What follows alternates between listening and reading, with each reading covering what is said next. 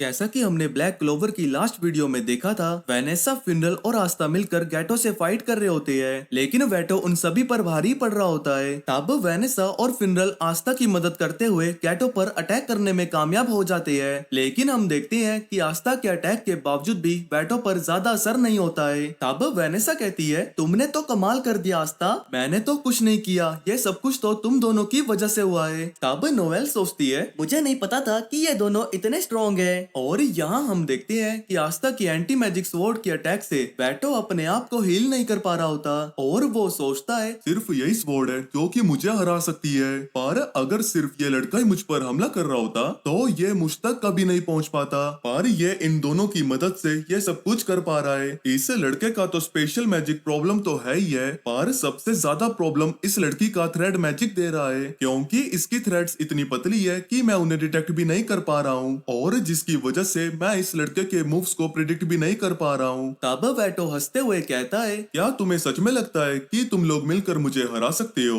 और तब वो उनकी तरफ बढ़ने लगता है। पर तभी हम देखते हैं कि आस्था फिर से फिनरल और वेनेसा की मदद से उस पर हमला कर देता है, जिससे वेटो को खरोंच आ जाती है। तब वेनेसा कहती है, हम इतने से इसे नहीं हरा सकते, हमें इसे और ज्यादा चोट पहुंचानी होगी। और सोचती है, हमें आस्था को इसके और भी ज्यादा करीब पहुंचाना होगा। तब यहाँ हम देखते हैं कि आस्था वेटो के पास पहुंच जाता है और यहाँ घोष को बहुत पावरफुल मैजिक महसूस हो रहा होता है। पर ग्रे बहुत बुरी तरह डर चुकी होती है और घोष उसे शांत रहने के लिए कह रहा होता है और कहता है, मेरा मैजिक अभी तक रिकवर नहीं हुआ है, तो आखिरकार अब मैं क्या करूं। और तब हम देखते हैं कि चार्मी पीछे खाना खा रही होती है और वो घोष को भी अपने साथ खाने में इनवाइट करती है। तब यहाँ हम देखते हैं कि वेनेसा और फिनरल आस्था को वेटो के हमले से बचा रहे होते हैं और उसे उसके करीब पहुंचाने में लगे होते हैं। तब यहाँ हाई प्रीस्ट कहते हैं, तुम जो कर रहे हो वो बहुत सही है, उसे अपने ऊपर अटैक करने का मौका ही मत दो, उसने जो भी मेरी फैमिली के साथ किया है प्लीज उसका बदला ले लो।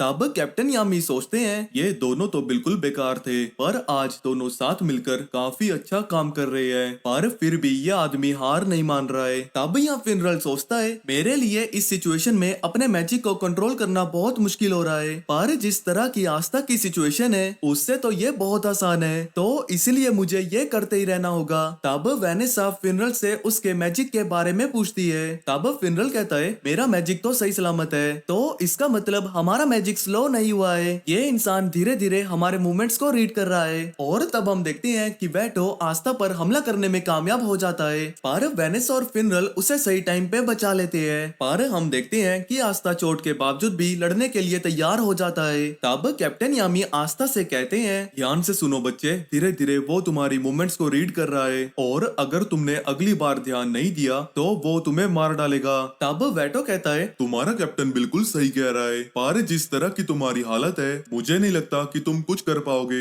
वेटो, तुम्हें कुछ भी कहने का हक नहीं है और ना ही कैप्टन आपको है। तब कैप्टन यामी कहते हैं, मुझे मत सिखाओ, मुझे तुमसे ज्यादा एक्सपीरियंस है। तो फिर आखिरकार आप वहाँ पर कर क्या रहे हैं, यहाँ आके हमारी मदद क्यों नहीं कर रहे? तुम्हें क्या लग रहा है, क्या मैं यहाँ पर बैठ के मजे कर रहा हूँ? तुम्हें नहीं पता कि मेरा खून कितना खोल रहा है वहाँ आने के लिए। तो मुझे ध्यान से सुनो आस्था, तुम्हें शांत रहना होगा और अब तुम तीनों को अपनी लिमिट्स को सरपास करना होगा। और तब हम देखते हैं कि वो तीनों फिर से एक्साइटेड हो जाते हैं और अपनी स्पीड को इंक्रीज कर देते हैं, पर हम देखते हैं कि वो फिर भी वेटो पर अटैक नहीं कर पा रहे होते। तब वेनेसा कहती है, आस्था, जब मैं तुम्हें तुम्हारी छोटी सी बॉडी में इतनी बहादुरी से लड़ते हुए देखती हूँ तो मुझ में एक अलग सी हिम्मत आ जाती है और मैं भूल जाती हूँ कि मैं कितनी वीक थी जब मैं विचिस के फॉरेस्ट में थी। और तब हम देखते हैं कि वेनेसा एक केज में कैद होती है और वो बिना क्वीन की इजाजत के वहाँ से बाहर भी नहीं जा सकती है, और वो ये सारी बातें अपनी थ्रेड मैजिक के साथ शेयर कर रही होती है। तब वो मैजिक उससे कहता है, चिंता मत करो, एक दिन तुम यहाँ से बाहर निकल जाओगी और तुम्हें सच्चे दोस्त मिलेंगे। तब वेनेसा कहती है, ऐसा कभी नहीं होगा।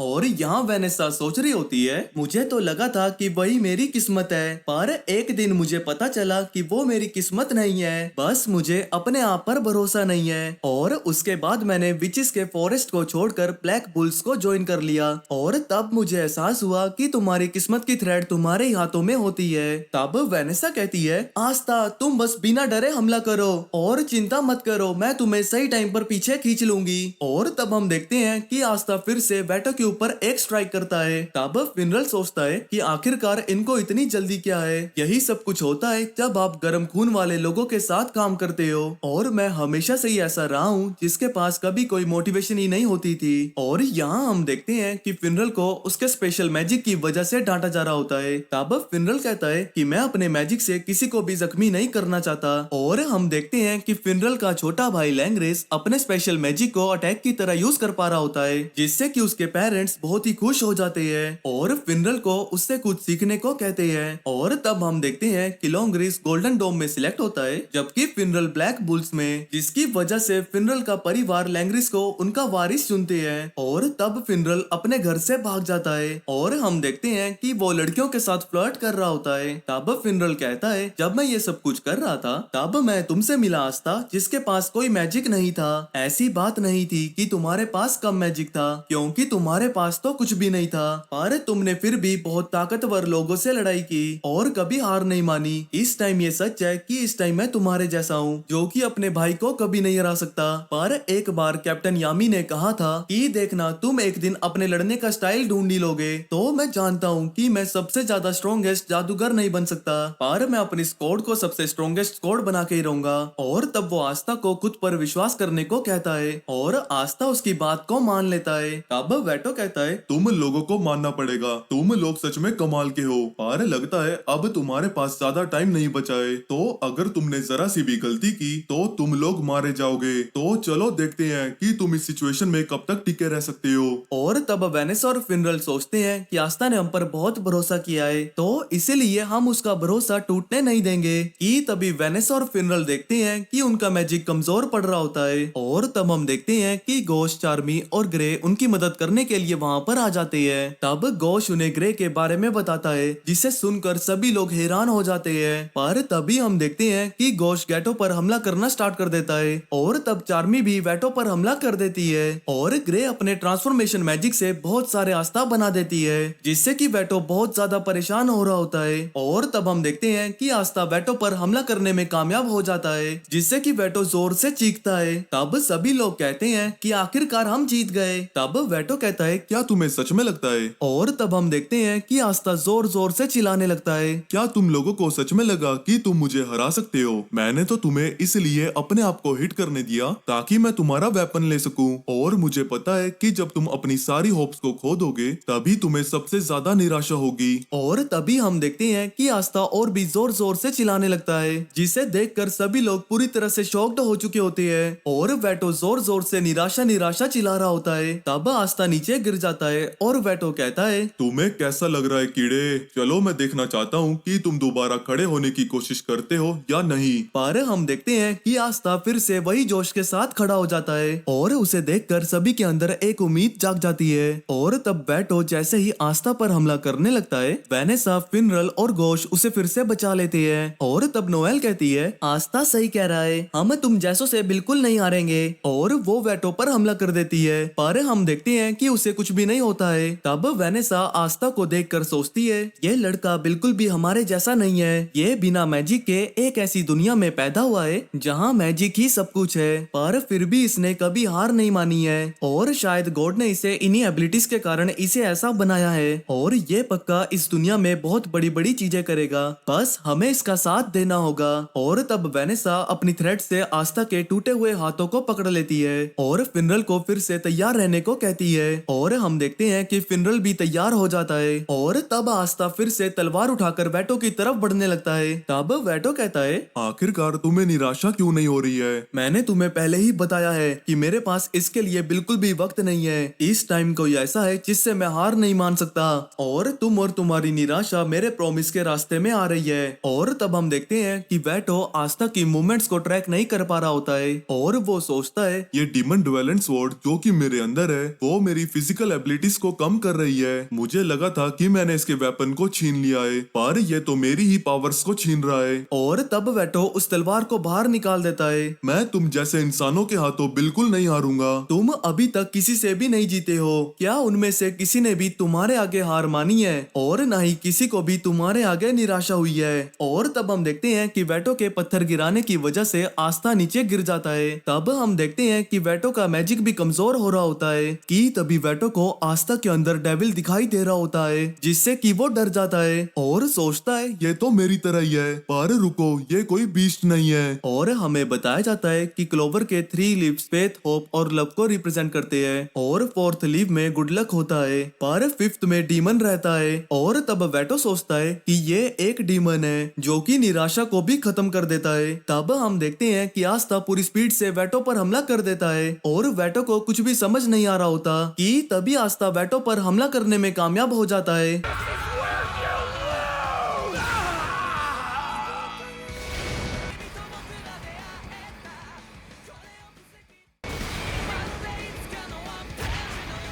और तब वेटो नीचे गिर जाता है। तब वेनिस और फिनरल आस्था को अपनी तरफ खींच लेते हैं और गले से लगा लेते हैं, जिससे कि सब लोग बहुत खुश हो जाते हैं। तब यहाँ कैप्टन यामी सोचते हैं कि आखिरकार इस लड़के के अंदर वो कैसी पावर आ गई थी। और तब यहाँ आस्था वेनेसा से बाकी सबका हाल पूछता है और तब फिनरल कहता है तुम्हें अपना ध्यान रखना चाहिए, पर तुम मुझे ये बताओ कि तुम्हें हम पर इतना विश्वास कैसे है? क्या तुम पागल हो? और वैसे भी तुम फिनरल पर कैसे विश्वास कर सकते हो? ये तो कभी भी भाग सकता है। और सभी लोग इस बात को एग्री करते हैं। तब फिनरल कहता है ये सच है कि मैं यहाँ से भागने वाला था, पर जब मैंने तुम्हारी आवाज सुनी तब मेरी बॉडी खुद ब खुद यहाँ आ गई। तब वेनिस और फिनरल कहते हैं तुमने हार नहीं मानी आस्था, इसी वजह से हम जीत पाए हैं। जिस पर आस्था कहता है तुम सभी को कैप्टन यामी ने चुना है, तो मैं कैसे तुम पर विश्वास नहीं करता। और तब सभी कैप्टन यामी की सिलेक्शन को प्रेस करने लगते हैं। तब नोएल भी अपनी तारीफ करने के लिए कहती है और तब सभी लोग उसकी तारीफ करने लगते हैं, जिसके बाद वेनेसा पार्टी करने के लिए कहती है। तब आस्था कहता है अभी इसका टाइम नहीं है, हमें सबसे पहले इसे बांधना होगा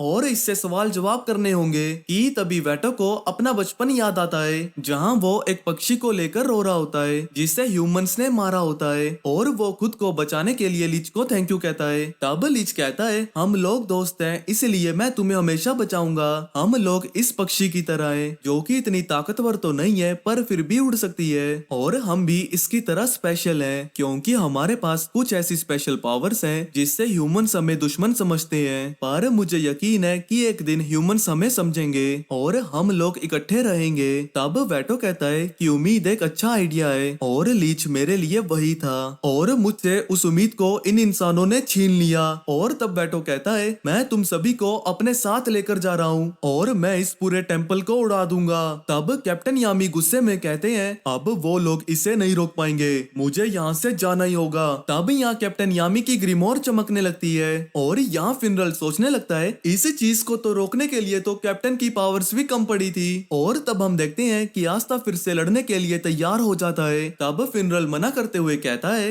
आखिरकार मैं ये क्या बोल रहा हूँ, हम इतना आगे आए हैं तो यहाँ से आगे भी हम कुछ कर पाएंगे। कि तभी वेनेसा कहती है अगर तुम सोच पाए कि हम यहाँ से बाहर कैसे निकलेंगे तो मैं तुम्हारे साथ डेट पर चलूंगी, तो पक्का हम फिर कुछ कर ही पाएंगे। जिसके बाद सभी लोग लड़ने के लिए तैयार हो जाते हैं। कि तभी हम देखते हैं कि कैप्टन यामी वहाँ पर आ जाते हैं। तब नोएल कहती है आखिरकार आप इतनी देर से कहाँ थे? तब कैप्टन यामी कहते हैं मैं ट्रैप था और अब मैं उस स्पेशल मैजिक को तोड़ कर आ रहा हूँ। तब आस्था कहता है क्या आप ये सब कुछ थोड़ा जल्दी नहीं कर सकते थे? चुप कर जाओ, मेरे पास अपने रीजंस हैं, और अगर मैं यहाँ आना नहीं चाहता था तो मैं अब तक घर जा चुका होता। जो सुनकर सभी लोग हैरान हो जाते हैं। और तब यहाँ हाई प्रीस्ट अपनी फैमिली के पास पहुंच जाते हैं और कैप्टन यामी को देखकर सोचते हैं इसने तो सच में बहुत ही खतरनाक स्पेल यूज किया है, ये तो सच में मॉन्स्टर है। तब कैप्टन यामी लड़ने के लिए कहते हैं और तब आस्था फिर से लड़ने के लिए तैयार हो जाता है। तब कैप्टन यामी कहते हैं कि तुम सभी लोग आराम करो, तुमने पहले ही बहुत कुछ कर दिया है, तो अब अपने कैप्टन को सब कुछ संभालने दो।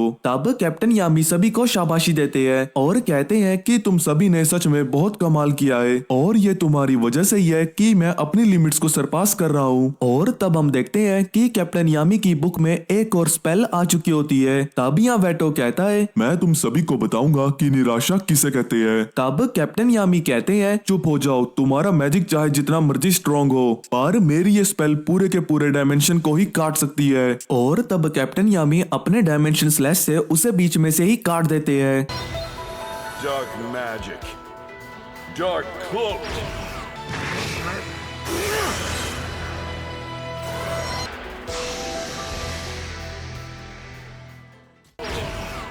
Dimension Flash! तब यहाँ ऊपर हम देखते हैं कि सैके और उसके दोस्त जख्मी मैजिक यूजर्स की मदद कर रहे होते हैं और यहाँ नीचे ब्लैक बुल्स के सभी लोग कैप्टन यामी की तारीफ करने लगते हैं, लेकिन कैप्टन यामी उन्हें भगा देते हैं। जिसके बाद हाई प्रीस्ट ब्लैक बुल्स के सभी मेंबर्स को गेम खत्म होने की बधाई देते हैं और उनसे अंडर वाटर टेम्पल को बचाने के लिए थैंक यू कहते हैं और उनसे उनकी एक विश पूछते हैं। तब यहाँ कैप्टन यामी कहते हैं, हम यहाँ सिर्फ मैजिक स्टोन लेने आए थे, तो बताइए कि वो कहाँ है। जिस पर हाई प्रीस्ट कहते हैं कि आखिरकार ये मैजिक स्टोन क्या होता है, मुझे तो इसके बारे में कुछ नहीं पता है। और तब कैप्टन यामी अपनी तलवार निकालने लगते हैं, पर तभी हम देखते हैं कि नैरो मैजिक स्टोन को लेकर वहाँ पर आ जाती है और उसे कैप्टन यामी को दे देती है। तब हाई प्रीस्ट कहते हैं, अगर आपको ये चाहिए तो आप इसे लेकर जा सकते हैं, मुझे इससे कोई प्रॉब्लम नहीं है। और तब कैप्टन यामी कहते हैं, ध्यान से सुनो, तुम सभी ने बहुत अच्छा काम किया है। जिसे सुनकर सभी लोग खुश हो जाते हैं। और तब हम देखते हैं कि वो सभी लोग लड़ाई के कारण बहुत थक चुके होते हैं, पर दूसरी तरफ यहाँ आई ऑफ द मिडनाइट सन के लोगों को पता लग जाता है कि वेटो मारा गया है। तब फाना कहती है, मैं उन लोगों को नहीं छोड़ूंगी। इस न्यूज से लिच बहुत उदास हुआ है, तो इसीलिए मैं उन लोगों को नहीं छोड़ूंगी। और तब वोल्टस सोचता है, हमें किसी भी तरह वो मैजिक स्टोन को हासिल करना होगा ताकि हम the eye of the midnight sun का सपना पूरा कर सके। और यहाँ हम देखते हैं कि सभी लोग आराम कर रहे होते हैं और यहाँ गोश कहता है कि मुझे यकीन नहीं हो रहा कि हमें वापस जाने के लिए फिनरल के मैजिक के रिकवर होने का इंतजार करना होगा। जिसके बाद सभी लोग अपनी अपनी चीजों को लेकर रोने लगते हैं, पर तभी वो देखते हैं कि अंडर वाटर टेम्पल के सभी लोग उन्हें थैंक यू कह रहे होते हैं और उनकी तारीफ कर रहे होते हैं। तब मैग्ना कहता है, हम तो क्लोवर किंगडम की सबसे बुरी स्क्वाड है, पर फिर भी ये लोग हमें थैंक यू कह रहे हैं। तब लक कहता है, तुमने सही कहा, देखो ये कितना अच्छा है, अब तो हमें और भी ज्यादा स्ट्रॉन्ग होना होगा।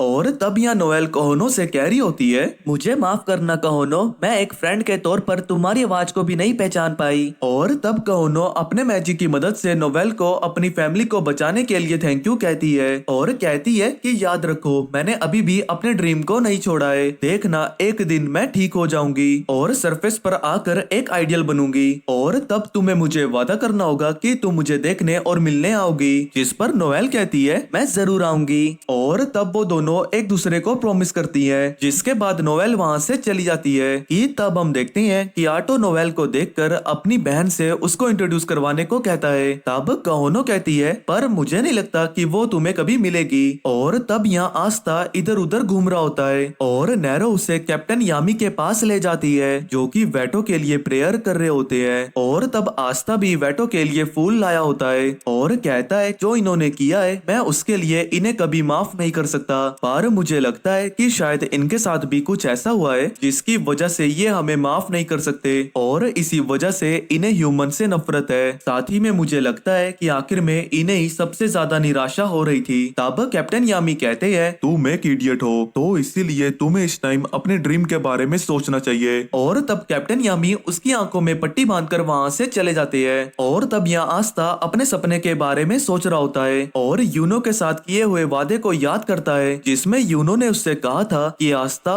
वो तुम हो जिसने मुझे उम्मीद दी है। तुमने कहा था कि चाहे हम गरीब हैं और अनाथ हैं, पर फिर भी हम इस दुनिया में कुछ बन सकते हैं। तो इसीलिए उस चीज को प्रूव करने के लिए हम लोग विजर्ड किंग बनने की कोशिश करेंगे। और वो कहते हैं, चलो फिर देखते हैं कि आखिरकार विजर्ड किंग कौन बनता है। तभी यहाँ आस्था कहता है, मैं इतनी जल्दी हार नहीं मान सकता, मेरी ताकत अभी भी कमजोर है और यूनो मुझसे एक कदम आगे है, तो इसीलिए मुझे जल्दी से अपनी आर्म्स को ठीक करना होगा ताकि मैं एक दिन विजर्ड किंग बन सकूं। और तब हम देखते हैं कि सभी लोग अभी भी ब्लैक बुल्स को थैंक यू कह रहे होते हैं। जिसके बाद ब्लैक बुल्स वहाँ से जाने वाले होते हैं और तब सभी लोग उन्हें विदा करने आए होते हैं। और यहाँ चार्मी ने the eye of the midnight sun के कुछ मेंबर्स को पकड़ा होता है। तब आस्था कहता है, आटो और कहानो, मुझे पूरा यकीन है कि ऐसा मैजिक जरूर होगा जो तुम्हारे पैर और गले को ठीक कर सके और मैं अपने दोनों हाथों को भी ठीक करने की पूरी कोशिश करूंगा और हम लोग अपने अपने ड्रीम्स की तरफ बढ़ेंगे। तब क्योटो और कहोनो भी हार ना मानने की बात करते हैं। जिसके बाद हम देखते हैं कि वो सभी लोग फ्यूनरल के स्पेशल मैजिक की मदद से वहाँ से जाने लगते हैं। और तब कहोनो गाने की कोशिश कर रही होती है जिस पर वहाँ के सभी लोग उसमें उसका साथ देते हैं। और तब आस्था और नोवेल भी वहाँ से चले जाते हैं। तब यहाँ हम देखते हैं कि सभी लोग अपने बेस पहुंचकर बहुत खुश हो रहे होते हैं। तब फ्यूनरल कहता है, लगता है हम पॉजिटिव स्टार्स के बहुत करीब पहुंच रहे हैं, जिस पर मैग्ना कहता है तो लगता है कि हम इतने भी बुरे नहीं है। तब फिनरल कहता है हम पोस्टर स्टार्स के करीब तो पहुंच रहे हैं, पर हम फिर भी सभी मैजिक नाइट स्क्वाड से बहुत पीछे हैं। तब गोश कहता है पर एक मिनट रुको, क्या गॉर्डन हमारे साथ था?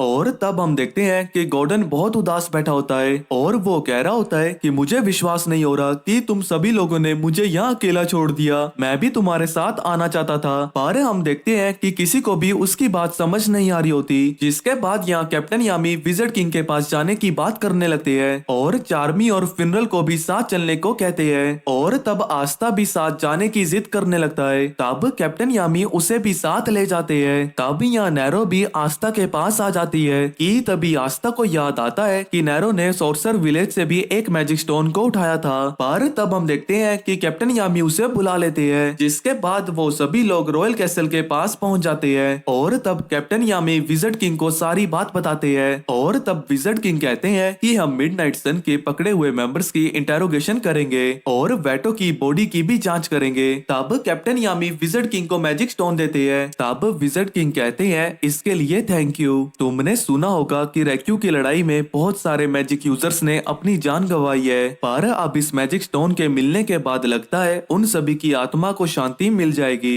और ब्लैक बुल्स ने भी बिना किसी एक भी मेंबर को खोए इस मिशन को बखूबी निभाया है और सोचते हैं कि यामी तुम भी पहले से काफी स्ट्रॉन्ग हो गए हो। और तब वो कैप्टन यामी की तारीफ करते हैं। तब कैप्टन यामी कहते हैं कि आपने कहा था कि अगर तुम सही हो तो अपने रिजल्ट्स के जरिए उसे प्रूव करके दिखाओ, और इसीलिए मैंने इस मिशन को एक्सेप्ट किया था ताकि मैं सबको बता सकूं कि आपने मुझे चुनकर कोई गलती नहीं की थी। और मेरे स्क्वाड मेंबर्स ने भी ये प्रूफ किया है कि मैं गलत नहीं था। और तब विज़र्ड किंग आस्था की भी तारीफ करते हैं कि तभी वहाँ मार्क्स आ जाता है और वो उन्हें बताता है कि कीटन के बॉर्डर पर डायमंड किंगडम की स्क्वाड ने हमला कर दिया है। तब विज़र्ड किंग कहते हैं कि ये तो बहुत बुरी सिचुएशन है और जो इन्हें 3 लीड कर रहे हैं वो 8 शाइनिंग जनरल के मेंबर्स है। तब आस्था कहता है कि आखिरकार ये क्या है? तब कैप्टन यामी कहते हैं कि ये ग्रुप उन 8 लोगों को मिलाकर बनता है जो कि डायमंड किंगडम के सबसे ताकतवर जादूगर है, और ये सभी लोग एक मैजिक नाइट कैप्टन की तरह ही हैं। और तब मार्क्स कहता है कि अगर उन लोगों ने कीटन को हासिल कर लिया तो हमारी किंगडम में घुसना उनके लिए बहुत आसान हो जाएगा। और तब लेगस कहता है कि हमारे खुफिया सूत्रों से पता चला था कि इस टाइम क्लोवर किंगडम की defence the eye of the midnight sun की वजह से कमजोर है। लगता है वो इन्फॉर्मेशन बिल्कुल करेक्ट थी। तब ब्रुक्स कहता है तो चलो फिर अब कीटन पर कब्जा करे। और तब हम यहाँ देखते हैं कि क्लोवर किंगडम के मैजिक नाइट्स कीटन के आसपास बैरियर को एक्टिवेट कर देते हैं। तब वो लोग लेगस पर हमला कर देते हैं। तब लेगस कहता है तुम लोगों का ये मामूली अटैक मुझ पर कोई काम नहीं करेगा, और तब वो अपने मैजिक से उन पर हमला कर देता है और हम देखते हैं कि उनका मैजिक मैजिक नाइट्स के बैरियर को तोड़ देता है। तब यहाँ बैगोस सारी स्क्वाड को अपना अपना काम समझाता है और उन्हें फॉर्मेशन बनाने के लिए कहता है। जिसके बाद हम यहाँ देखते हैं कि ब्रुक्स शहर पर हमला कर देता है और वो किसी की भी बात नहीं सुन रहा होता। तब डायमंड किंगडम के बाकी लोग भी उन पर हमला शुरू कर देते हैं, पर तभी हम देखते हैं कि गोल्डन डोम उनकी मदद करने के लिए वहाँ आ जाती है। और तब डायमंड किंगडम के जनरल्स को बताया जाता है कि उन्हें रोकने के लिए क्लोवर किंगडम से गोल्डन डॉन आ चुकी है। और तब यहाँ यूनो ब्रुक्स को अपने विंड मैजिक से उड़ा देता है। और तब विंड स्पिरिट सिल्क कहती है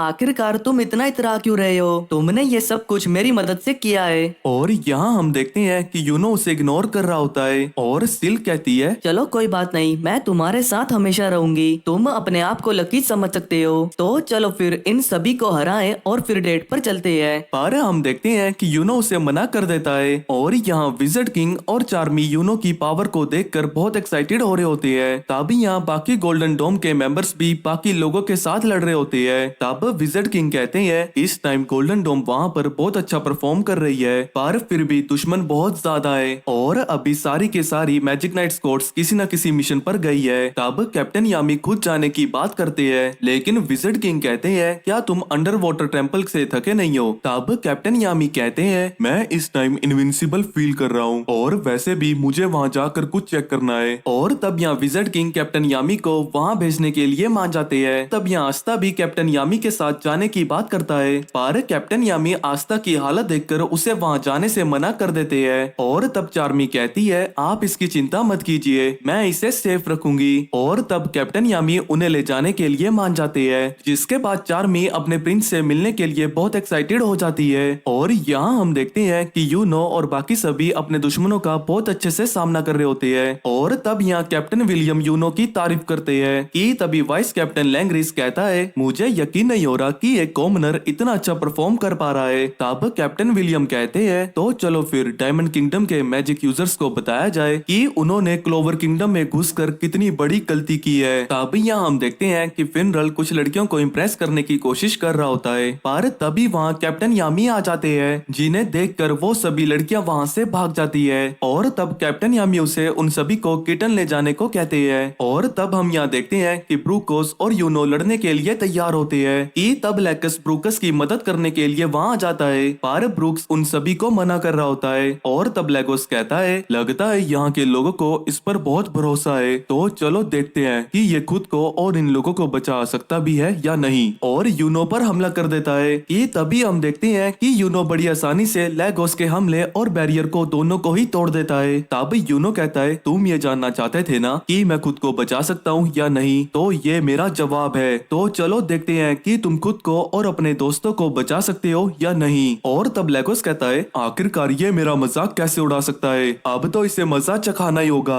और तब हम देखते हैं कि ब्रूकस और लेगोस यूनो को लेकर आपस में लड़ने लगते हैं और तब यहाँ लोटस यूनो को देखकर कहता है देखो इसे ये पहले से कितना ज्यादा ताकतवर हो गया है ये बच्चे आखिरकार कितनी जल्दी बड़े हो जाते हैं। और तब हम यहाँ देखते हैं कि गोल्डन डोम के बहुत से मेंबर्स बाकी लोगों के साथ लड़ रहे होते हैं और यहाँ पर काफी लोग एगोस के हमले से बेहोश हो चुके होते हैं। तब लेगोस एक मैजिक यूजर पर हमला करके कहता है मेरा ये स्पेल जिसे भी टच करता है उसका मैजिक अपने आप कम होने लगता है और जिस वजह से कोई भी मेरे मैजिक से नहीं निकल पाता है। और तब हम देखते हैं कि उसके साथ लड़ने के लिए लैंग्रिस आ जाता है और उस पर हमला करके कहता है तुम्हारी स्पेल काफी ज्यादा अच्छी है पर ये मेरे सामने बहुत कमजोर है। और तब लेगोस कहता है आखिरकार ये किस तरह का मैजिक है क्या ये स्पेशल मैजिक है। तब यहाँ लोटस कहता है ये पर्सन तो गोल्डन डोम का लीडर है पर आखिरकार ये वहाँ पर खड़े होकर कर क्या रहा है इसकी ग्रीमोर तो ओपन है तो इसका मतलब ये किसी तरह का मैजिक ही परफॉर्म कर रहा होगा पर मुझे तो यहाँ आसपास पेड़ की कुछ रूट्स ही दिखाई दे रही है। और तब लोटस जैसे ही उन रूट्स को हाथ लगाता है वो हाथ लगाते ही हैरान हो जाता है और सोचता है क्या ये दूसरे लोगों का मैजिक एब्जॉर्ब कर रहा है। तब वो अपने सभी लोगों को बताता है कि गोल्डन डोम का कैप्टन एक लार्ज स्केल मैजिक का यूज करने वाला है जो कि पूरी किटन को कवर कर सकता है। और तब हम देखते हैं कि कैप्टन विलियम अपने मैजिक को एक्टिवेट कर देते हैं और तब वहाँ एक बहुत बड़ा ट्री उग जाता है जो कि डायमंड किंगडम के सभी मेंबर्स को पकड़ना शुरू कर देता है। और तब हम यहाँ देखते हैं कि कैप्टन यामी और उनकी टीम भी वहाँ पर पहुँच जाती है। तब आस्था कहता है कि आखिरकार ये हम कहाँ आ गए हैं और आखिरकार यहाँ इतना बड़ा पेड़ क्या कर रहा है। तब कैप्टन यामी कहते हैं लगता है कैप्टन विलियम ने यहाँ पर सब कुछ संभाल लिया है और उन्हें यहाँ पर हमारी कोई जरूरत नहीं है। तब आस्था कहता है तो चलिए फिर अब हम यहाँ से वापस चलते हैं। तब कैप्टन यामी कहते हैं अभी नहीं मुझे यहाँ पर कुछ देखना है और तुम लोग अब बाकी लोगों की मदद करना।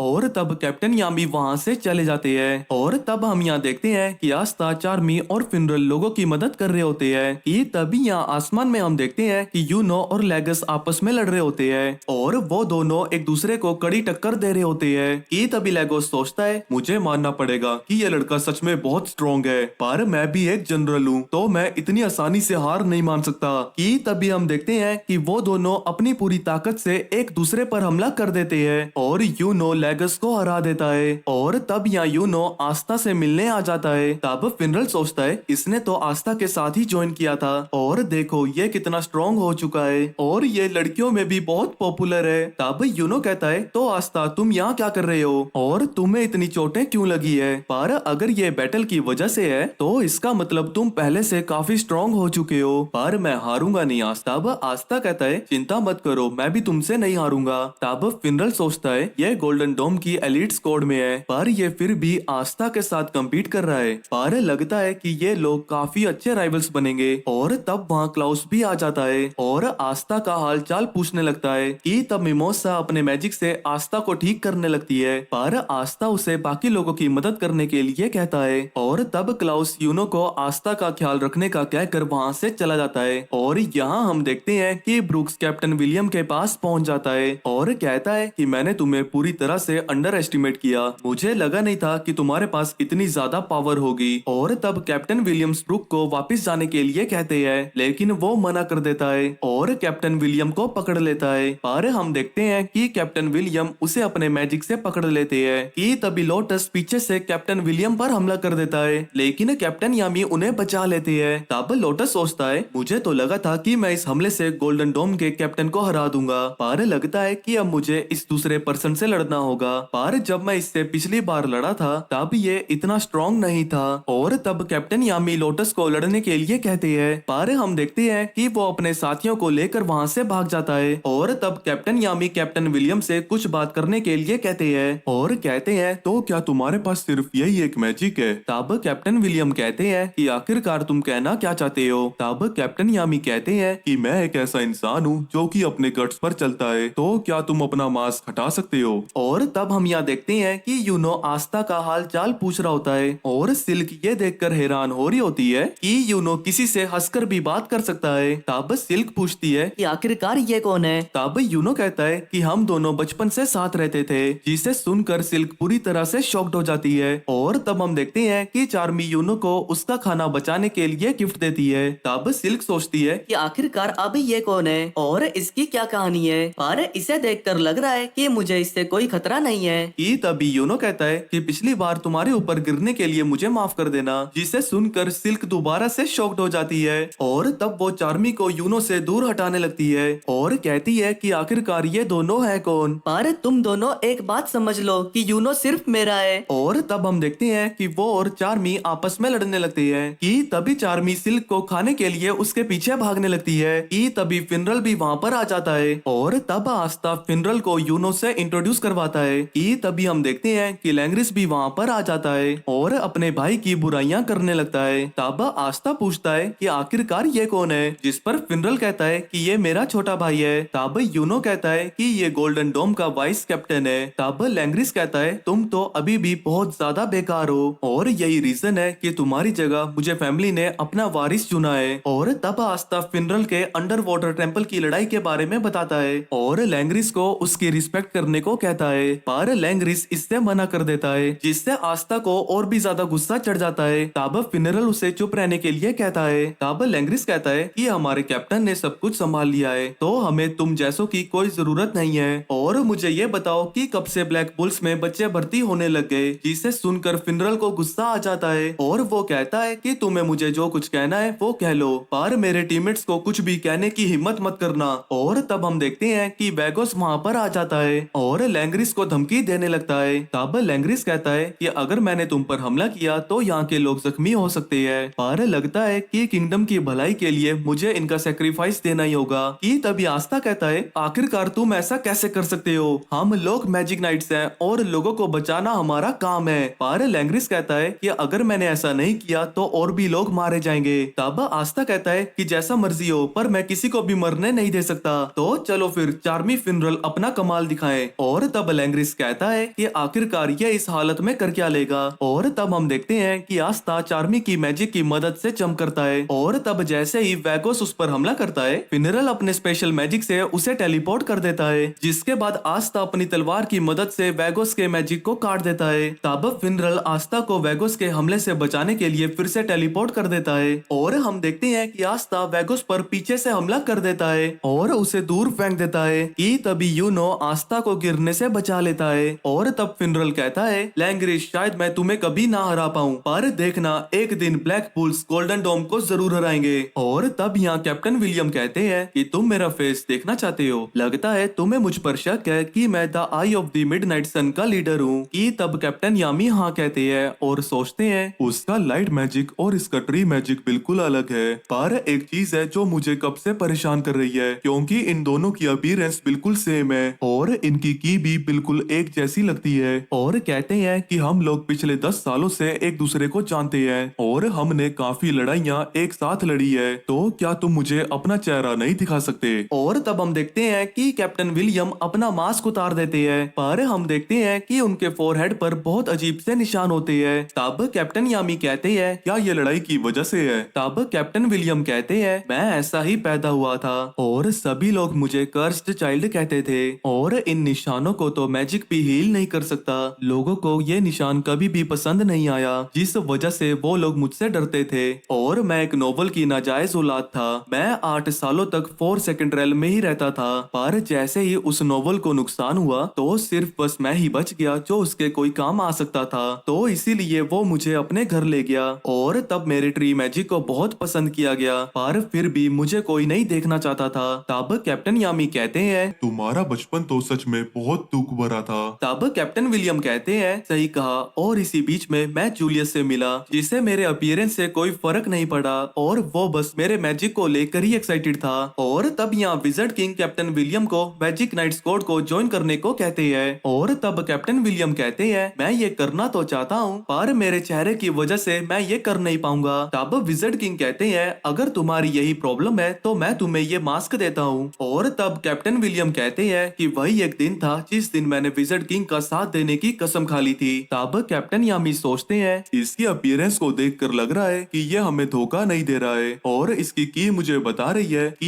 ये झूठ भी नहीं बोल रहा है, तो इसका मतलब शायद मुझे ही कुछ गलत लगा था। और तब कैप्टन यामी कैप्टन विलियम से अपने बिहेवियर के लिए माफी मांगते हैं। और तब यहाँ कैप्टन विलियम को उनके टीम मेंबर बताते हैं कि डायमंड किंगडम के बाकी लोग यहाँ से जा चुके हैं। और तब कैप्टन विलियम अपने टीम मेंबर्स को बाकी लोगों की मदद करने के लिए कहते हैं। और तब यहाँ फिनरल कहता है, लगता है यहाँ पर सारी लड़ाई खत्म हो चुकी है, तो चलो अब कैप्टन यामी को ढूंढा जाए। तब हम यहाँ देखते हैं जैसे ही चार्मी यूनो के पास आती है तब वो और सिल्क दोनों ही लड़ना स्टार्ट कर देते हैं। और तब फिनरल आस्था और चार्मी को लेकर वहाँ से चला जाता है। तब यहाँ लैंग्रिस कहता है, तुम्हें अपने दोस्त चुनने से पहले ध्यान से सोच लेना चाहिए यूनो, क्या तुम्हें ऐसे लोगों के साथ रहने में शर्म नहीं आती है। तब यूनो कहता है, पर मुझे ऐसा क्यों लगेगा, आस्था मेरा राइवल है और मुझे उस पर पूरा गर्व है। तब लैंग्रिस हंसते हुए कहता है, क्या राइवल, क्या तुम मजाक कर रहे हो, क्या तुम लोग किसी तरह का कोई कंपटीशन कर रहे हो। तब यूनो हाँ कहता है। और तब यहाँ फिनरल भी यही सवाल पूछ रहा होता है। और तब वो दोनों कहते हैं, हम दोनों एक दिन जरूर आमने सामने होंगे क्योंकि हम दोनों ही विजर्ड किंग बनना चाहते हैं। और तब लैंग्रिस हंसने लगता है और कहता है, क्या तुम मजाक कर रहे हो, क्या तुमने कभी सुना है कि एक आम सा इंसान कभी विजर्ड किंग बना हो। तब यूनो कहता है, पर ये कहाँ लिखा है कि कोई आम इंसान विजर्ड किंग नहीं बन सकता और उसके लिए मैं सबसे पहले गोल्डन डोम का कैप्टन बनूंगा। तब लैंग्रिस कहता है, तो इसका मतलब तुम तो पूरी तरह से मुझे इग्नोर कर रहे हो। और तब जैसे ही क्लाउस वहाँ आता है वो दोनों वहाँ से चले जाते हैं। और तब यहाँ मार्क्स किटन के सेफ होने की न्यूज विजर्ड किंग को देता है। और तब विजर्ड किंग सोचते हैं, आखिरकार मुझे समझ नहीं आ रहा कि उन्होंने आखिरकार किटन पर ही हमला क्यों किया था, आखिरकार वो लोग चाहते ही क्या थे। और तब हम यहाँ देखते हैं कि लोटस बैटल की सारी इंफॉर्मेशन किसी को दे रहा होता है। तब वो पर्सन कहता है, उनके पास तो काफी ज्यादा अच्छे मैजिक है और मुझे लगता है कि उन जनरल्स की बारी भी खत्म हो चुकी है और अब हमारे जैसे न्यू वॉरियर्स को न्यू जनरल्स की जगह लेनी चाहिए। अब यहाँ हम देखते हैं कि हॉस्पिटल में डॉक्टर कैप्टन वर्मिलियन का ख्याल रख रहा होता है, पर तभी उन्हें एक शोर सुनाई देता है। और यहाँ हम देखते हैं कि कैप्टन यामी आस्था को पकड़कर डॉक्टर के पास ले जा रहे होते हैं और वो कहते हैं, तो तुम्हें बिना लड़े चैन नहीं मिलता है, मैंने तुम्हें लड़ने से मना किया था ना। और आस्था उनसे माफिया मांग रहा होता है। तब कैप्टन यामी उसे एक डॉक्टर के पास लेकर जाते हैं। तब आस्था पूछता है, आखिरकार ये कौन है। तब कैप्टन यामी कहते हैं, ये किंगडम का सबसे अच्छा डॉक्टर है और इसने एक बार तो मेरी कटी हुई बाजू को भी ठीक कर दिया था, तो शायद ये तुम्हें ध्यान से देख सके। और तब वो डॉक्टर हंसते हुए कहते हैं, मेरा नाम ओमन है और मैं सीधा विजर्ड किंग को रिपोर्ट करता हूँ, तो बताओ कि मैं तुम्हारी किस तरह मदद कर सकता हूँ। और तब आस्था उसे अपना नाम बताता है। तब ओमन कहते हैं, मैंने तुम्हारे बारे में यामी से बहुत कुछ सुना है कि कैसे तुम्हारी तलवार किसी भी मैजिक को काट सकती है। और तब आस्था सोचता है, ये डायरेक्टली विजर्ड किंग के अंडर काम करते हैं, ये कितनी औसम बात है। तब हम देखते हैं कि वो डॉक्टर आस्था का चेकअप करने लगते हैं और कहते हैं कि तुम चिंता मत करो, मैं अपने स्पेल की मदद से तुम्हारी चोट खाने वाली जगह को अच्छे से एनालाइज कर सकता हूँ और उसे हील कर सकता हूँ, तो चलो फिर तुम्हें कुछ मैजिक से ठीक किया जाए। और तब हम देखते हैं कि वो डॉक्टर आस्था को कुछ बताता है जिसे सुनकर आस्था बहुत शॉक्ड हो जाता है। और यहाँ हम देखते हैं कि फिनरल भी बाहर उनकी बातें सुन लेता है, जिसे सुनकर वो भी पूरी तरह से शॉक्ड शॉक्ड हो जाता है। और तब हम देखते हैं कि कुछ टाइम बाद कैप्टन यामी भी वहाँ पर आ जाते हैं, जिसके बाद फिनरल उन सभी को लेकर बेस में पहुंच जाता है। तब यहाँ कैप्टन यामी अनाउंस करते हैं कि तुम में से काफी ने नोटिस किया होगा कि हमारे सारे नेगेटिव स्टार्स खत्म हो चुके हैं, तो इसीलिए आज हम सभी लोग पार्टी करेंगे। और यहाँ हम देखते हैं कि सभी लोग उस पार्टी को लेकर बहुत ज्यादा एक्साइटेड हो जाते हैं और अपने अपने तरीके से उसे एंजॉय करने लगते हैं। तभी यहाँ गॉर्डन कह रहा होता है कि हमें हमेशा अपना खाना स्पेशल फ्रेंड्स के साथ शेयर करना चाहिए और आस्था और मैं बहुत स्पेशल फ्रेंड्स हैं। और तब यहाँ नोएल आस्था से कहती है, शायद इन हाथों की वजह से तुम खाना नहीं खा पाओगे, तो लगता है मुझे ही तुम्हें खाना खिलाना पड़ेगा। पर हम देखते हैं कि आस्था अपने पैरों की हेल्प से खाने की स्टिक को उठा लेता है, जिससे नोवेल गुस्सा हो जाती है और उसे दूर फेंक देती है। जिसके बाद हम देखते हैं कि कैप्टन यामी सभी को अपनी अपनी एक स्पेशल ट्रिक को दिखाने के लिए कहते हैं। और यहाँ हम देखते हैं कि सभी लोग अलग अलग ट्रिक्स दिखाने लगते हैं। Here's my trick, the crackling magnet typhoon! तब आस्था उस पार्टी से सोने का कहकर वहाँ से चला जाता है। तब यहाँ नोवेल मैग्ना से पूछती है कि क्या तुम्हें आस्था थोड़ा अजीब सा नहीं लग रहा है? तब मैग्ना कहता है, तुमने सही कहा, मैंने आज तक आस्था को कभी इतनी जल्दी किसी पार्टी से जाते हुए नहीं देखा। और तब सभी लोग इसके ऊपर अपने अपने कमेंट्स देने लगते हैं। तब फिनरल कहता है, सभी लोग ध्यान से सुनो, जब आस्था को हील किया जा रहा था तब मैंने कुछ सुना। डॉक्टर ने कहा है कि उसकी आर्म्स कभी ठीक नहीं होगी, जिसे सुनकर सभी लोग शॉक्ड हो जाते हैं। और तब हमें यहाँ डॉक्टर और आस्था की बातचीत दिखाई जाती है, जहाँ डॉक्टर उससे कह रहे होते हैं कि आस्था, तुम्हारे ऊपर किसी एंशिएंट कर्स से हमला किया गया है और ऊपर से तुम्हारी बोन्स भी टूट चुकी है, इसे तो मेरा मैजिक भी ठीक नहीं कर सकता। और तब यहाँ कैप्टन यामी कहते हैं, अगर ये बात किंगडम के बेस्ट जादूगर ने कही है तो ये बिल्कुल सच होगी। और तब सभी लोग रोने लगते हैं। तब यहाँ वेनेसा कहती है, उसके पास तो कोई मैजिक भी नहीं है और ऊपर से उसके साथ ये सब कुछ हो रहा है। और तब यहाँ आस्था अपनी जर्नी और डॉक्टर की बातों को याद कर रहा होता है, जिन्होंने उससे कहा था कि मुझे माफ करना आस्था,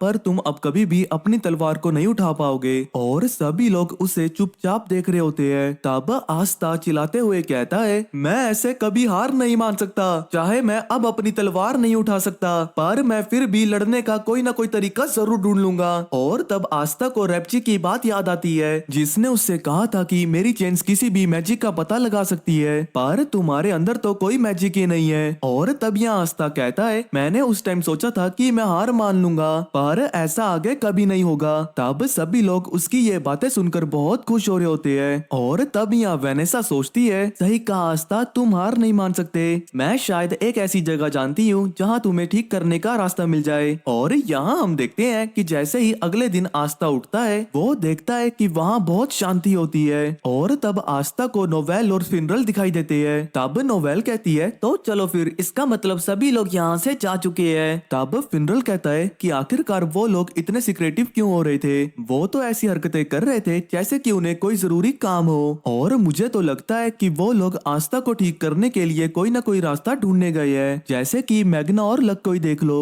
वो लोग 4 सेकंड रेल में कुछ डंजन को ढूंढने गए हैं। और यहाँ गोश और गॉर्डन लाइब्रेरी में बैठकर अलग अलग शरापों पर रिसर्च कर रही है। तब यहाँ हम देखते हैं कि गोश पहली बार अपनी बहन को छोड़कर आस्था के बारे में फिक्र कर रहा होता है, जिसे देखकर गॉर्डन भी हैरान हो जाता है। तब यहाँ फिनरल कहता है कि चार्मी और ग्रे आस्था को ठीक करने के लिए कुछ इंग्रेडिएंट्स को ढूंढने गए हैं। तब नोवेल कहती है कि मुझे यकीन नहीं हो रहा कि वो सभी लोग एक कॉमनर के लिए ये सब कुछ कर रहे हैं। और तब हम देखते हैं कि फिनरल और नोवेल आस्था की तारीफ करने लगते हैं। तब फिनरल कहता है, चाहे उसके पास कोई मैजिक हो या ना हो, पर उसने कभी हार नहीं मानी है। तब नोवेल कहती है, वो हमेशा लड़ाई में सबसे आगे रहा है और उसने हमेशा हमसे ज्यादा कोशिश की है। तब नोवेल आस्था की सारी लड़ाइयों को याद करने लगती है और कहती है, आस्था की वजह से ही मैं आज लड़ पा रही हूँ और उसने सबकी मदद की है, तो इस टाइम ये हमारा फर्ज बनता है कि इस टाइम हम उसकी मदद करें। तब यहाँ आस्था रोते हुए कहता है, मैं हमेशा से इस बात के लिए गुस्सा था कि मेरे पास कोई मैजिक नहीं है और मुझे इस बात की सबसे ज्यादा खुशी है कि मेरे पास बहुत अच्छे फ्रेंड्स हैं। और तब कैप्टन यामी कहते हैं काश ये लोग अपने काम को भी इतना सीरियसली लेते। और तब यहाँ फिनरल कहता है तो चलो नोएल, आज हम लोग इकट्ठे काम करेंगे। तब नोएल उसे मुक्का मारकर कहती है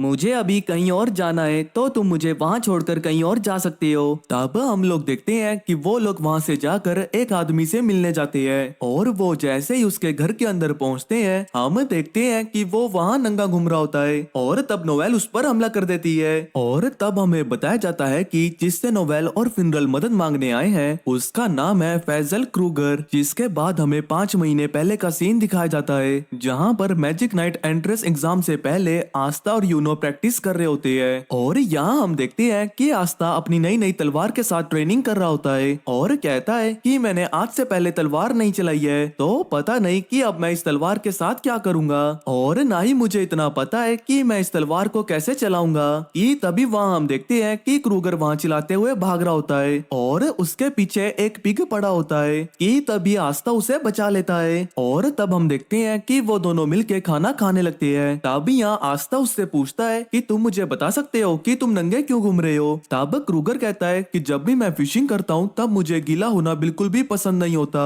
और तब क्रूगर आस्था को थैंक यू कहने के लिए अपने घर पर इनवाइट करता है। और तब आस्था उसे अपनी तलवार और मैजिक नाइट एंट्रेंस एग्जाम के बारे में बताता है और क्रूगर से पूछता है कि आखिरकार तुम यहाँ पर क्या कर रहे हो। तब क्रूगर कहता है कि मैं किसी का वेट कर रहा हूँ। तब आस्था कहता है कि क्या यह जगह किसी मीटिंग के लिए अजीब नहीं है। तब क्रूबा कहता है कि इसे एक्सप्लेन करना थोड़ा हार्ड है, पर मुझे ये बताओ कि क्या तुम भी बाहर रह रहे हो, तो क्यों ना तुम जब तक ट्रेनिंग कर रहे हो तब तक तुम मेरे साथ ही रुक जाओ। तब आस्था कहता है थैंक यू, पर मुझे लगता है कि तुम सिर्फ मेरे पॉट पोटैटोस चाहते हो। तब क्रूबर कहता है तुम्हें हमेशा अपने कनेक्शंस को बचा के रखना चाहिए, चाहे वो एक दिन चले जाएंगे पर फिर भी उनका एक्सपीरियंस हमेशा तुम्हारे दिल में रहेगा। और तब हम देखते हैं कि वो आस्था को लकड़ियां काटने को कहता है, जिसके बाद हम देखते हैं कि आस्था उसके साथ रहने के लिए मान जाता है। और तब यहाँ आस्था अपनी तलवार के साथ ट्रेनिंग कर रहा होता है और कहता है कि लगता है ये काम नहीं कर रहा है। तब क्रूगर कहता है कि ये शायद इसलिए है क्योंकि तुम अपने वेट को अपनी नीज पर कैरी नहीं कर रहे हो, और शायद तुम्हें ये प्रॉब्लम आ रही है कि तुम एक हमले के बाद दूसरी बार अपनी तलवार को नहीं घुमा पा रहे हो। तब आस्था हाँ कहता है। तब ग्रूवर कहता है कि मेरे पास इसके लिए एक सुझाव है, तुम्हें हमेशा अपनी टो को उस साइड पॉइंट करना चाहिए जहाँ पर तुमने अपनी तलवार को पॉइंट किया है, और अपने राइट फुट को अपने लेफ्ट फुट से आगे रखना चाहिए। तो चलो फिर अब इसे ट्राई करो। और तब हम देखते हैं कि आस्था ये करने में कामयाब हो जाता है। तब आस्था पूछता है क्या तुम भी तलवार चलाते हो। तब क्रूबर कहता है मैं तलवार नहीं चलाता हूँ, पर रुको जरा मैं तुम्हें दिखाता हूँ। और तब हम देखते हैं कि वो एक लकड़ी को उठाकर हवा को तलवार की शेप में बदल देता है और कहता है कि इसी मैजिक की वजह से मैंने थोड़ा तलवार चलाना सीखा है। और तब आस्था उसे खुद को ट्रेन करने के लिए कहता है। तब क्रूबर इस बात के लिए मान जाता है, जिससे आस्था बहुत खुश हो जाता है। तब क्रूबर कहता है कि आस्था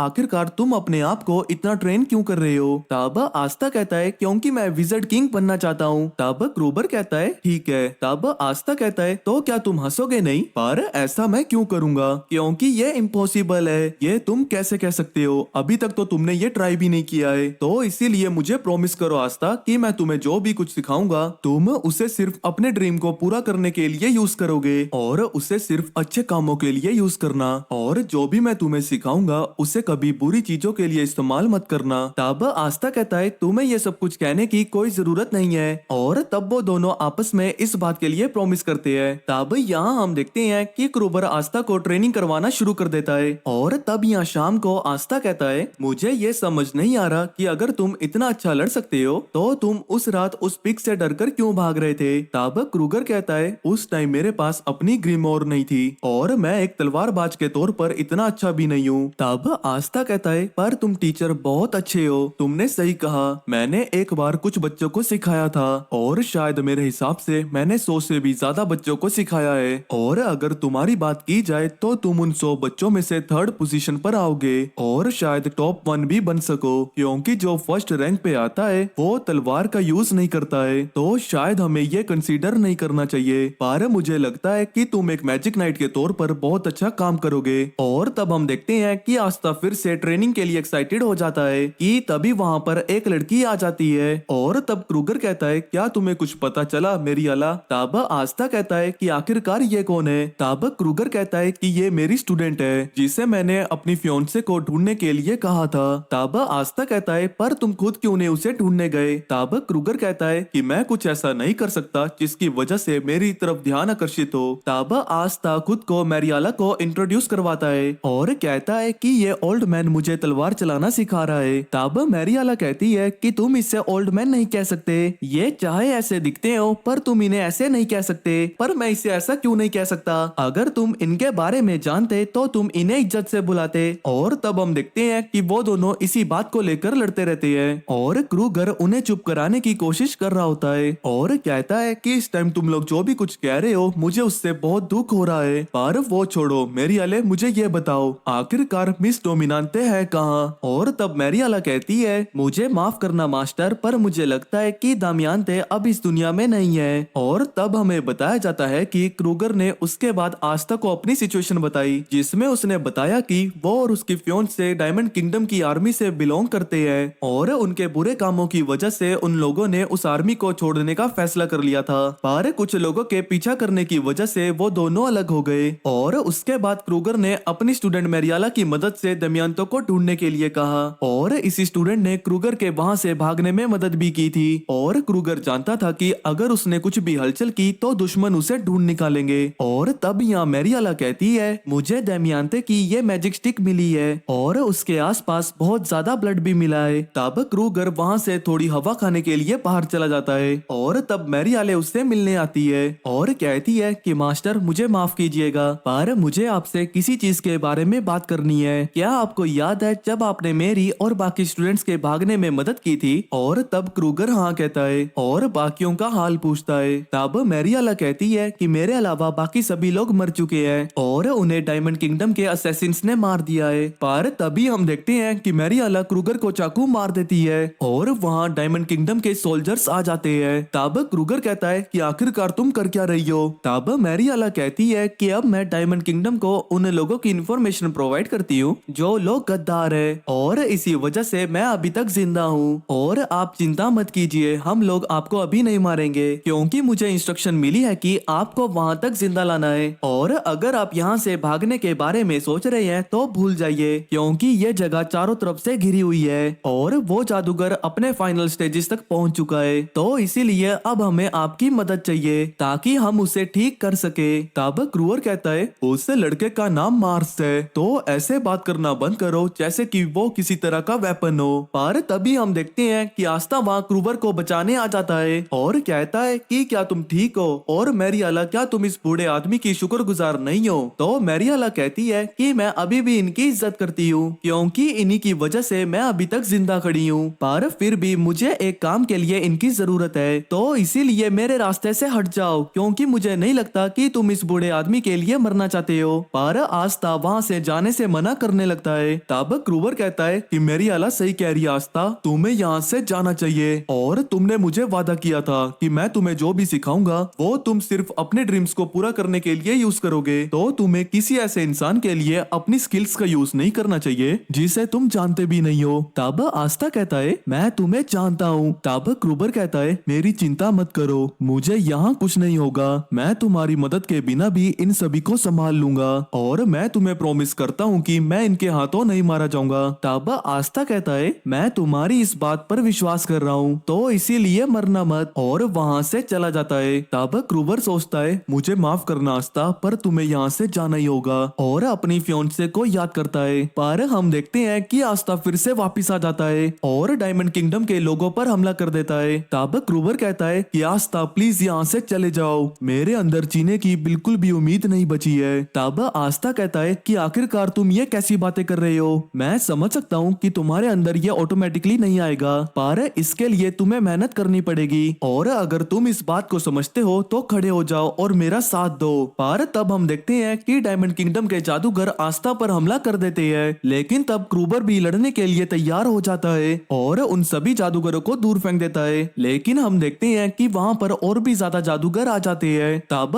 आस्था क्रूबर से कहता है क्या तुम अभी से हार मान रहे हो। तब क्रूबर कहता है हम खुद ही डिसाइड करते हैं कि हम कब हार मानना चाहते हैं, और यही बात तुमने मुझे अभी सिखाई है, तो इसीलिए मैं इतनी जल्दी हार नहीं मानूंगा। और तभी हम देखते देखते हैं कि मैरियाला सभी को वापस जाने का ऑर्डर देती है। तब आस्था पूछता है कि आखिरकार तुम ये क्यों कर रही हो। तब मैरियाला कहती है कि किसी ने मुझे एक बार सिखाया था कि जब भी तुम सरप्राइज अटैक करते हो तो तुम 3 टाइम्स बड़ी फौज लेकर जाते हो, और अगर तुम्हें लगे कि तुम हार रहे हो तो तुम्हें अपनी स्ट्रेटेजी को चेंज कर लेना चाहिए। पर तुम ये मत सोचना कि मैंने अभी हार मान ली है, देखना एक दिन मैं वापस जरूर आऊंगी। और तब क्रूवर कहता है मैं आज के बाद हार नहीं मानूंगा, और मुझे पूरा यकीन है कि मैरियाला कहीं ना कहीं मेरा इंतजार कर रही होगी, तो इसीलिए अब मैं उसे ढूंढूंगा। तब मैरियाला कहती है तो चलो देखते हैं कि अब तुम क्या कर पाते हो, और शायद तब तक ये लड़का भी तुम्हें सही से इज्जत देना सीख जाए। और तब हम यहाँ देखते हैं कि क्रूबर जाने के लिए तैयार होता है। तब आस्था पूछता है क्या तुम अभी जा रहे हो? मुझे समझ आ गया है कि मुझे अपनी जिंदगी के साथ कुछ करना होगा। मैंने अभी सोचा तो नहीं है कि मैं क्या करूंगा, पर मैं फिर भी डोमिना को ढूंढ कर रहूंगा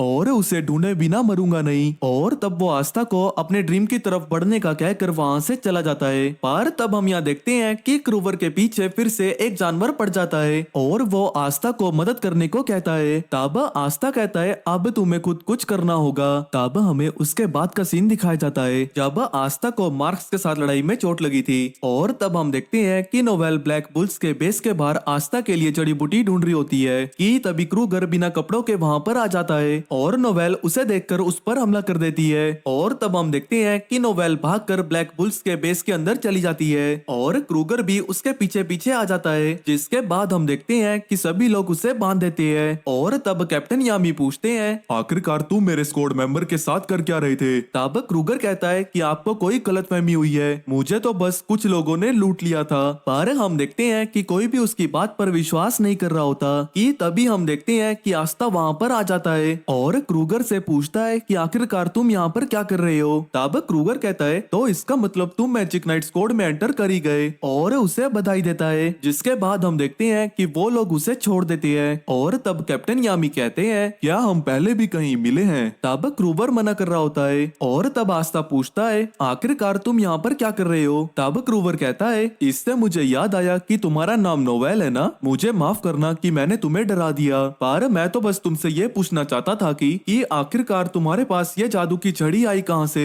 तुम बस यही पूछने आए थे। तब क्रूबर कहता है हाँ, क्योंकि मैं इसे बनाने वाली को ढूंढ रहा हूँ, जिसने इसे बनाया है उसका नाम डोमिना है। तब आस्था कहता है वो तो तुम्हारी फियोंसे है ना। तब नोवेल कहती है पर जिसने मुझे ये दिया है उसका नाम कोड था। तब क्रूवर कहता है कि ये वही है क्योंकि उसका फुल नेम दमयंते कोड है, तो फिर ये तुम्हें कहाँ से मिली? तब नोवेल कहती है कि ये मुझे कैसल की ब्लैक मार्केट से मिला है। तब आस्था कहता है कि दमयंते अभी जिंदा है तो तुम्हें वहाँ जाना चाहिए, और तब वेनेसा उसे वहाँ ले जाने की बात करती है। तब क्रूवर कहता है थैंक यू नोवेल, अब मैं तुम्हारी वजह से अपने प्यार से मिल पाऊंगा। और तब कैप्टन यामी फिनरल को उसे वहाँ से भेजने के लिए कहते हैं। और तब क्रूवर कहता है आस्था मुझे तुम्हें देखकर खुशी हुई, तो चलो अब हम कभी और मिलेंगे। पर तभी हम देखते हैं कि ब्लैक बुल्स के बेस पर हमला हो जाता है। तब क्रूवर कहता है लगता है कि ये वही लोग हैं जो कि मेरे पीछे थे, अब मुझे यहाँ से जल्द निकलना होगा। आखिरकार यहाँ चल क्या रहा है, और अब बस मुझे ये बताओ कि मुझे इसके लिए किसे मारना है। तब यहाँ हम देखते हैं कि मैरियाले और डायमंड किंगडम की स्क्वाड ब्लैक बुल के बेस पर हमला कर रही होती है, और तब मैरियाले वहाँ से जाने के लिए कहती है। तब यह कमांडर गिगिलियो उसके लिए अपने स्पेशल मैजिक से रास्ता बनाते हैं और कहते हैं कि पता नहीं ये अटैक सही से होगा भी या नहीं, पर तुम ये याद रखना कि तुम मेरी वजह से यहाँ जिंदा खड़ी हो। तब मैरियाला कहती है मैं ये जानती हूँ, तो इसीलिए मैं आपको एक एडवाइस देना चाहती हूँ, मेरे टीचर सच में बहुत स्ट्रॉन्ग है। और तब हम देखते हैं कमांडर गिगिलियो जैसे ही ब्लैक बुल्स के बेस पर हमला करने के लिए कहता है, हम देखते हैं कि नोवेल उसके आसपास अपनी एक शील्ड बना लेती है। और तब क्रूवर जैसे ही बाहर आता है तब डायमंड किंगडम के लोग उस पर हमला कर देते हैं, पर हम देखते हैं कि लक और मैग्ना उन्हें हरा देते हैं कि तभी गोश कमांडर गिगिलियो के पास आ जाता है और कहता है तो तुम इसके कमांडर हो, तो चलो इसे जल्दी खत्म करें ताकि मैं मैरी से जल्दी मिल सकूं।